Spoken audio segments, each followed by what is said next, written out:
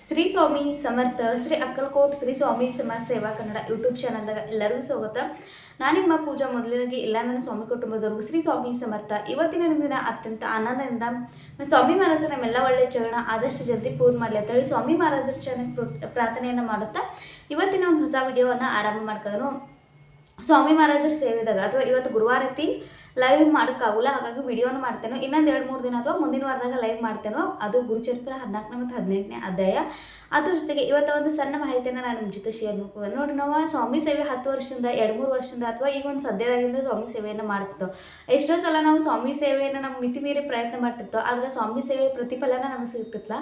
ಇದ್ರೊಳಗೆ ನಾವು ಕೆಲವೊಂದು ಮಾಡುವಂಥ ಸಣ್ಣ ಪುಟ್ಟ ತಪ್ಪುಗಳು ಅದರ ಪರಿಣಾಮವನ್ನು ತೋರಿಸ್ತಿರ್ತವೆ. ಹಾಗಾಗಿ ಕೆಲವೊಂದು ವಸ್ತುಗಳನ್ನ ದಾನ ಆಗಲಿ, ಕೆಲವೊಂದು ವಸ್ತುಗಳನ್ನ ನಾವು ಬೇರೆಯವ್ರಿಗೆ ಕೊಡುವಾಗ ಕೆಲವೊಂದು ಎಚ್ಚರಿಕೆ ಕ್ರಮಗಳನ್ನ ನಾವು ಅನುಸರಣೆ ಮಾಡಬೇಕಾಗುತ್ತೆ. ಯಾಕಂದ್ರೆ ಈ ಮಾಡುವಂಥ ತಿಳಿದೇ ಆಗಲಿ ಅಥವಾ ತಿಳಿದೋ ಸಣ್ಣ ಪುಟ್ಟ ಮಾಡುವಂಥ ತಪ್ಪುಗಳು ನಮ್ಮ ಜೀವನದಾಗ ಅನೇಕ ರೀತಿಯ ಬದಲಾವಣೆ, ಅನೇಕ ರೀತಿಯ ಸಮಸ್ಯೆಗಳನ್ನ ತಂದೊಡ್ತಾವೆ. ಹಾಗಾದ್ರೆ ಆ ಒಂದು ಯಾವ ವಸ್ತುಗಳನ್ನ ನಾವು ದಾನವಾಗಿ ಮಾಡಬಾರ್ದು ಅಥವಾ ಯಾವ ವಸ್ತುಗಳನ್ನ ನಾವು ಯೂಸ್ ಮಾಡಿದಂಥ ವಸ್ತುಗಳನ್ನ ಬೇರೆ ದಾರಿಗೆ ಕೊಡಬಾರ್ದು ಅನ್ನೋ ಒಂದು ಸಣ್ಣ ಮಾಹಿತಿಯನ್ನು ಇವತ್ತು ನಾನು ನಮ್ಮ ಜೊತೆ ಶೇರ್ ಮಾಡ್ಕೋಕನು. ವಾಸ್ತುಶಾಸ್ತ್ರದ ಪ್ರಕಾರ ಅಥವಾ ನಮಗೆ ಗೊತ್ತಿರುವಂಥ ಮಾಹಿತಿಯನ್ನು ಇವತ್ತು ನಾನು ನಿಮ್ಮ ಜೊತೆ ಶೇರ್ ಮಾಡ್ಕೋಕನು. ಮೊದಲನೇದಾಗಿ ಸೌಭಾಗ್ಯದ ಸಂಕೇತ ಮಂಗಳಸೂತ್ರ ಆಗಲಿ, ಕುಂಕುಮ ಆಗಲಿ, ಕಾಲುಂಗುರ ಆಗಲಿ, ಬಳೆ ಆಗಲಿ, ನಾವು ಈಗಿನ ಒಂದು ಈ ಯುಗದಾಗಂತೂ ಇದನ್ನು ಯಾರು ಬಿಲೀವ್ ಮಾಡಲ್ಲ ಅಥವಾ ಇದನ್ನ ಯಾರು ನಂಬಲ್ಲ.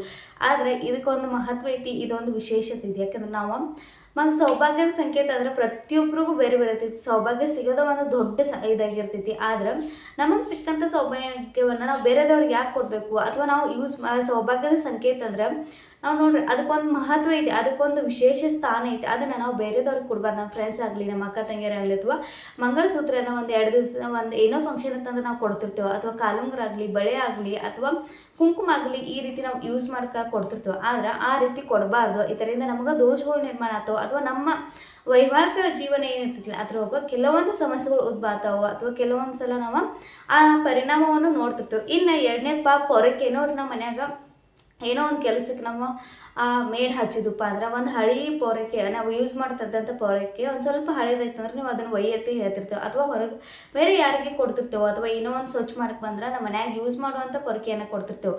ಆದ್ರೆ ಆ ರೀತಿಯನ್ನು ನಾವು ಕೊಡಬಾರ್ದು. ಯಾಕಂದರೆ ಪೊರಕೆ ಅನ್ನೋದು ನಾವೆಲ್ಲರೂ ಕೂಡ ಲಕ್ಷ್ಮೀ ಸ್ವರೂಪವಾಗಿ ಪೂಜೆಯನ್ನು ಮಾಡ್ತಿರ್ತೇವೆ. ಮನೆಯಾಗಿರುವಂಥ ನೆಗೆಟಿವ್ ಎನರ್ಜಿನ, ಮನೆಯಾಗಿರುವಂಥ ಹೊಲಸನ್ನು ಹೊರಗುವಂಥ ಒಂದು ಸಾಧನ ಆಗಿದೆ ಅಥವಾ ಒಂದು ವಸ್ತು ಆಗಿದೆ. ಅದನ್ನು ನಾವು ಲಕ್ಷ್ಮೀ ಸ್ವರೂಪವಾಗಿ ಪೂಜೆಯನ್ನು ಮಾಡ್ತಿರ್ತೇವೆ.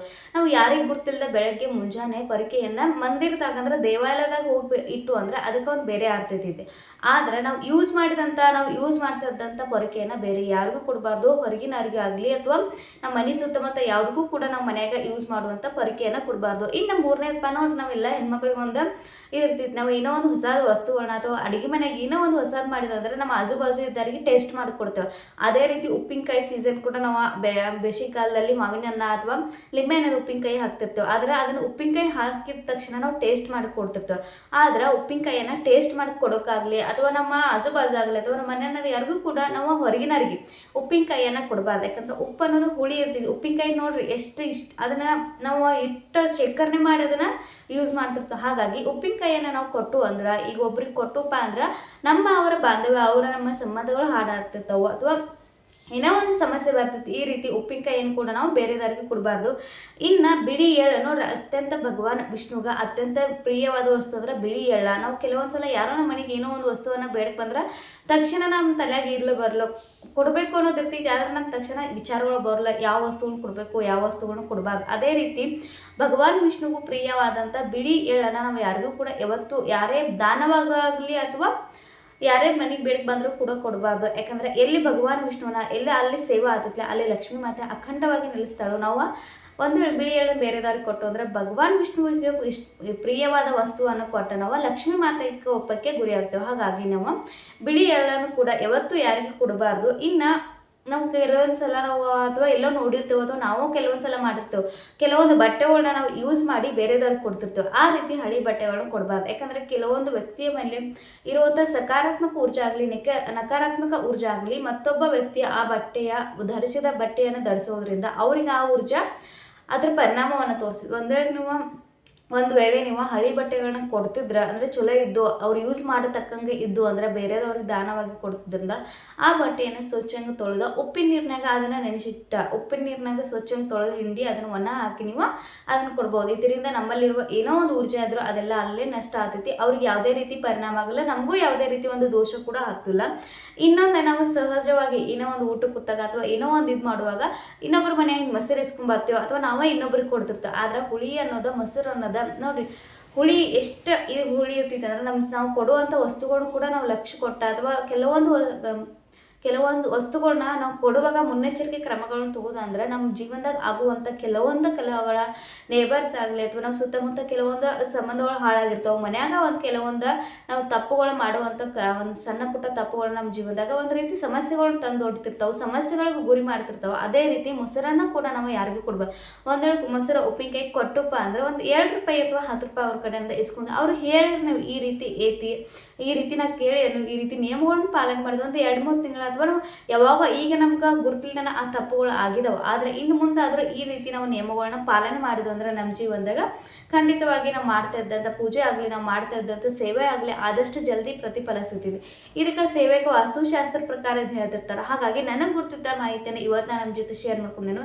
ಯಾಕಂದ್ರೆ ನಾವು ಮಾಡುವಂಥ ಸಣ್ಣ ತಪ್ಪುಗಳು ಕೂಡ ನಮ್ಮ ಜೀವನದಾಗ ನಾವು ಪಡ್ತಿದ್ದಂಥ ಕಷ್ಟಕ್ಕೆ ಫಲ ಸಿಗಲು, ನಾವು ಮಾಡ್ತಿದ್ದಂಥ ಸೇವೆಗೆ ಪೂಜೆ ಆಗಲಿ ಸೇವೆ ಆಗಲಿ ಅದ್ರ ಪ್ರತಿಫಲ ತಕ್ಕಂಥ ಪ್ರತಿಫಲ ನಮ್ಗೆ ಸಿಗ್ತಾ ಇರಲ್ಲ.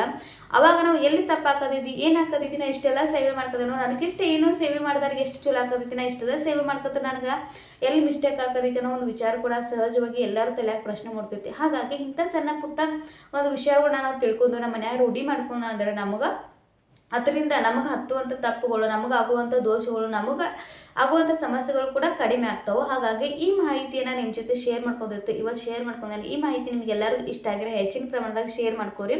ಹೊಸವಾಗಿ ನೋಡೋರು ದಯವಿಟ್ಟು ಚಾನಲ್ನ ಸಬ್ಸ್ಕ್ರೈಬ್ ಮಾಡ್ಕೊಂಡು ನೋಡಿರಿ, ವಿಡಿಯೋನ ಹೆಚ್ಚಿನ ಪ್ರಮಾಣದ ಶೇರ್ ಮಾಡಿರಿ. ಇವತ್ತಿನ ಒಂದು ಆದ ಸಣ್ಣ ಸೇವೆಯನ್ನು ಶ್ರೀ ಸ್ವಾಮಿ ಸಮರ್ಥ ಮಹಾರಾಜರಿಗೆ ಸಮರ್ಪಣೆ ಮಾಡ್ಕೊಂಡು ಶ್ರೀ ಸ್ವಾಮಿ ಸಮರ್ಥ. ಮತ್ತೊಂದು ಹೊಸ ವಿಡಿಯೋ ಜೊತೆ ಮುಂದಿನ ಒಳ್ಳೆ ಮಾಹಿತಿ ಜೊತೆ ನಿಮ್ಮ ಜೊತೆ ಬರ್ತೀನಿ.